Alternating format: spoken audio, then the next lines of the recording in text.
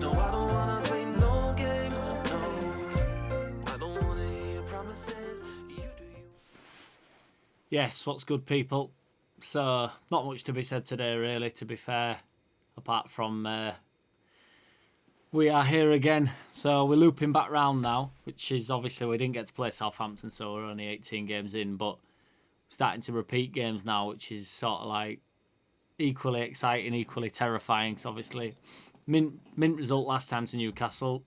Kind of gives me a little bit of false sense of security, though, because obviously we beat them 5-2, but it were a close game up until last 15 minutes, which is a massive part of football, like towards the end of games, obviously.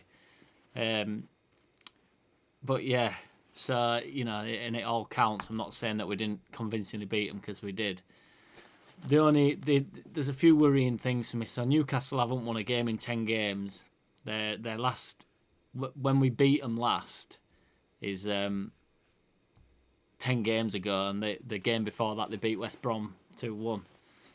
So it's a little bit like, you know, 10 games without a win's a lot of games for any club. I mean, Sheffield United beat them other week, which is like, so yeah. But I'm feeling positive.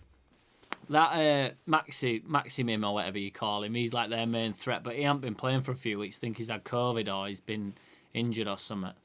So they've been playing that Almiron, who I also don't think's that bad. He's like their star man, really. There were talks of him leaving in January, but he never did. Because I think his agent were kicking up a bit of a fuss or something. But they played 2 up top last week against Villa. They got beat 2-0. Andy Carroll and Nat Wilson played up front.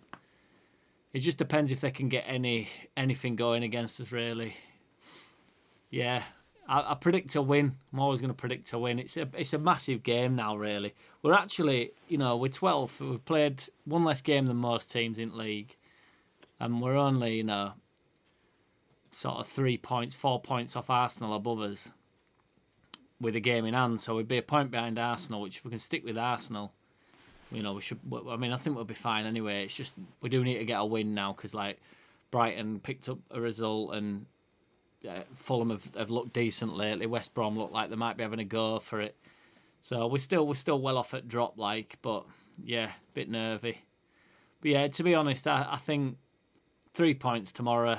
Big game, massive game. Not much to report, really. What do you reckon? I reckon 2-0. I honestly think we'll shut it out. Meslier's back, which is a massive plus. Llorente's obviously played for under-23s and he was on bench last week or 10 days ago, whatever it was. So he's fit, allegedly. Cooper's back, isn't he? So Phillips back. So we've got a strong side. I don't think Llorente will start tomorrow. I think he'll stick with Ayling, and it'll be Ayling and Cooper. And then we'll have Alioski and Dallas right back. That other YouTuber that I'm always banging on about, we're on about dropping Rodrigo. I think that's really unfair. I think it's just throwing him to wolves like people do for some reason. Yeah, I think Rodrigo is getting a pretty hard rap in grand scheme of things. As mint as I think Rafinha has been, Rafinha is a little bit more flashy than Rodrigo, and Rodrigo actually picks up the ball everywhere on the pitch and is constantly trying to move the ball forward. So, yeah, I'm Team Rodrigo. Rodrigo could fast become my favourite player. I think if he keeps improving, I think he'll be quality for us. So, yeah, let's go. Beat the tune. What do you reckon the score will be? I'm going 2-0. Is that what I said? I'm sticking with it. Nice one. Rodrigo and Bamford. Do a goal. Let's go.